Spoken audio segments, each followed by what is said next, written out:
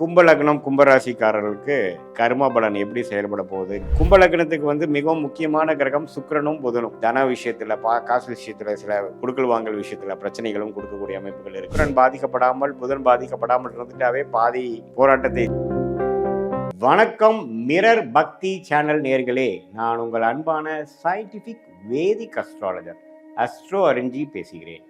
நல்லது நினைப்போம், நல்லதே நடக்கும். இந்த வீடியோவில் நம்ம என்ன பார்க்க போறோம்னா, கும்பலக்னம் கும்பராசிக்காரர்களுக்கு கர்ம பலன் எப்படி செயல்பட போகுது, கிரக அமைப்பு எது மாதிரி சாதகமான அமைப்பாக இருக்கிறது, எது மாதிரி அமைப்பு சாதகமற்ற அமைப்பாக இருக்கிறது, எந்த கிரக அமைப்பு இருந்தால் எந்த மாதிரி ஒரு காம்பினேஷன்ஸ் நல்ல பலன்களையும் எது மாதிரி காம்பினேஷன் தீய பலன்களையும் கொடுக்குங்கிறது சயின்டிபிக் வேதிக் அஸ்ட்ராலஜி முறையில் எதையும் மிகைப்படுத்தாமல் உள்ளது உள்ளவாறு ஒரு கிரகம் இப்படி இருக்கிறப்ப எது மாதிரி கர்மாவை கொடுக்கும் அப்படிங்கிறத பரிகாரங்கள் மூட நம்பிக்கைக்குள்ள போகாமல் துல்லியமாக சயின்டிபிக் முறையில் நம்ம இந்திய வேத ஜோதிட அடிப்படையான ஒளித்தத்துவ முறையில் நம்ம இந்த வீடியோவில் நம்ம பார்க்க போகிறோம். இப்போ பாருங்க, கும்பலக்னத்துக்கு மிகவும் முக்கியமான கிரகம் சுக்கிரனும் புதனும். அது ரெண்டு கிரகம் தான் நன்மையை பயக்கக்கூடிய அற்புதமான ஒரு கிரகமாக வருகிறார். சுக்கிரன் பாதிக்கப்படாமல் புதன் பாதிக்கப்படாமல் இருந்துட்டாவே பாதி போராட்டத்தை ஜெயித்து விட்டார்கள் கும்பலக்னக்காரர்கள் கும்பராசிக்காரர்கள் தெரிஞ்சுக்கணும். சுக்கிரன் மீனத்தில் உச்சம் பெறுகிறார்.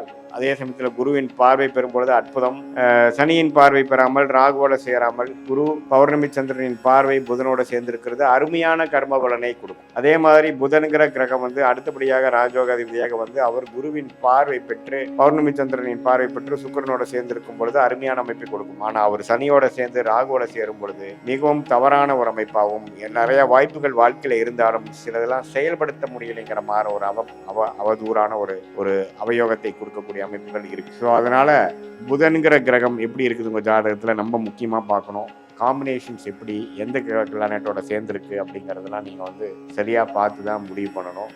அதே மாதிரி ஒரு கிரகமும் எது மாதிரி காம்பினேஷன் இருக்கு. சூரியனும் சனியும் சேருவது சரியில்லை. புதிர்காரகனாகிய அப்பாவுக்கு சூரியன் சேருவது சனியோட சேருவது நல்லதில்லை. ஜாதகருக்கும் அப்பாவுக்கும் சில தோஷத்தை கொடுப்பார். சனி உங்களோட ஜாதகத்தில் ராசி அதிபதியாக வரனால உங்களுடைய உங்களோட உடல் சம்பந்தப்பட்ட விஷயத்தை பாதிப்பு கொடுக்கக்கூடிய அமைப்புகள்லாம் இருக்கு. ஸோ உங்களுடைய ஜாதகத்துல ஒரு கிரகம் எது மாதிரி காம்பினேஷன் கிரக அமைப்புல இருக்கிறாங்க. அந்த 9 கிரகம் 27 நட்சத்திரத்துல 12 கட்டத்துல எப்படி படர்ந்து இருக்கிறார்கள், எந்த டிகிரி அடிப்படையில் இருக்கிறாங்க, எது மாதிரி டிஃபரன்ஸ்ல இருக்காங்கிறதெல்லாம் பார்த்து அதுக்கு தகுந்த மாதிரி முடிவுகளை நீங்கள் எடுப்பீங்கனால் கண்டிப்பாக வாழ்க்கையில உங்களுடைய விஷயங்கள் என்ன, உங்களோட கர்மா என்னங்கிறது தெரிந்து அதுக்கு பிரகாரம் செயல்படலாம். அதே மாதிரி கும்ப லக்னம் கும்பராசிக்கு ஆகாத கிரகம் என்று சொல்லப்படுகிறது சந்திரன். அவர் 6ஆம் வீடு கடன் நோய் வம்பு வழக்கி கொடுக்கக்கூடிய கிரகமா வருகிறார். அவர் இருள் சந்திரனாக இருந்து தனஸ்தி ஒரு இக்கட்டான ஒரு சூழ்நிலை ஏனமாகிய தனம் 8ஆம் வீடு அதுல இருந்துன்னா பயங்கரமா பிரச்சனைகளும் வம்பு வழக்குகளும் தன விஷயத்துல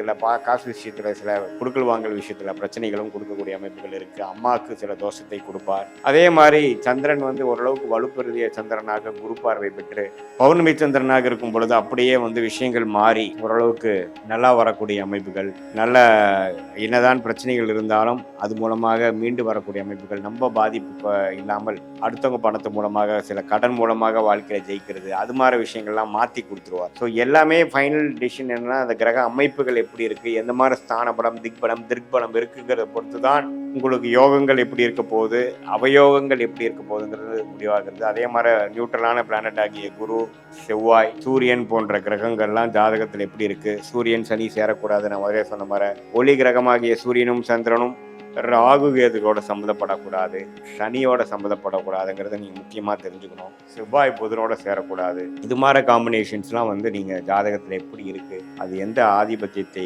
அஃபெக்ட் ஆகுங்கிறதெல்லாம் நம்ம கண்டிப்பா பார்த்து அதுக்கு தகுந்த மாதிரி நம்மளுடைய வாழ்க்கை திட்டங்கள், வாழ்க்கையில இருக்கக்கூடிய சாய்ஸஸ், டைம்லைன்ஸ் எல்லாம் சயின்டிபிக் வேதிக் அஸ்ட்ராலஜி முறையில எதையும் மிகைப்படுத்தாமல் உள்ளது உள்ளவாறு நம்மளால பார்த்து நம்ம பிறந்த தேதி பிறந்த நேரம் பிறந்து உரை வைத்து உங்க ஜாதகத்தை போட்டு அதுல வரக்கூடிய தசாபக்திகள் என்ன, உங்களுடைய கும்பலக்னம் கும்பராசிக்கு தகுந்த அமைப்புகள் எப்படி இருக்கு அதெல்லாம் பார்த்து ஒரு கிரகமும் இருக்கக்கூடிய தன்மை, அந்த 9 கிரகம் 12 கடத்துல எப்படி படர்ந்திருக்கிறார்கள், எந்த டிகிரியில சேர்ந்திருக்கிறார்கள், யாரை பார்க்கறாங்கிற பொறுத்து நம்ம கர்ம வினைகள் எப்படி இருக்குது, நம்மளுடைய பாவக அமைப்புகள் எப்படி இருக்குது, வெளிநாடு விஷயங்கள் எப்படி இருக்குது, உள்நாட்டு விஷயங்கள் எப்படி இருக்கு, அரசு உத்தியோகங்கள் எப்படி இருக்குதுங்கிற மாதிரி ஒரு விஷயமும் நம்ம தெரிந்து கொண்டு வாழ்க்கையில் அடுத்தடுத்து வரக்கூடிய ஸ்டேஜஸை நம்ம கரெக்டான முறையில் கடந்து எந்த ஒரு வாய்ப்பையும் இழக்காமல் தேவையற்ற டைரக்ஷனில் போய் தேவையற்ற பொருள் விரயங்கள், சமய விரயங்கள் அதெல்லாம் செய்யாமல் நமக்கு என்ன மாதிரி அமைப்புகள் பிராப்தமாக இருக்கிறதோ அந்த துறையில் போய் போராடி அதுக்கு தகுந்த மாதிரி சில நுணுக்கமான சில விஷயங்களை செய்து வாழ்க்கையில்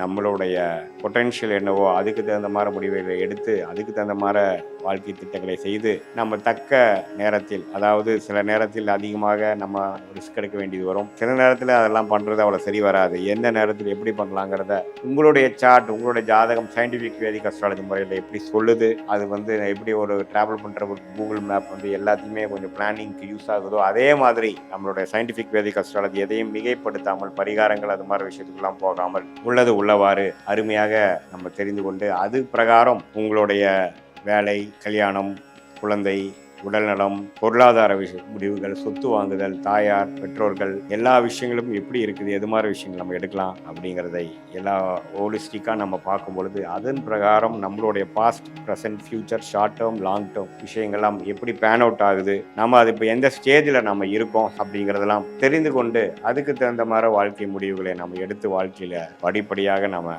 முன்னேற முடியும் என்று சயின்டிஃபிக் வேதிக் அஸ்ட்ராலஜி முறையில் நமக்கு வாழ்க்கையில் நமக்கு உத்வேகமும் கிளாரிட்டியும் பெற முடியும் என்று சொல்ல விரும்புகிறேன். மீண்டும் மற்றொரு காணொளியில் சந்திப்போம். நன்றி, வணக்கம்.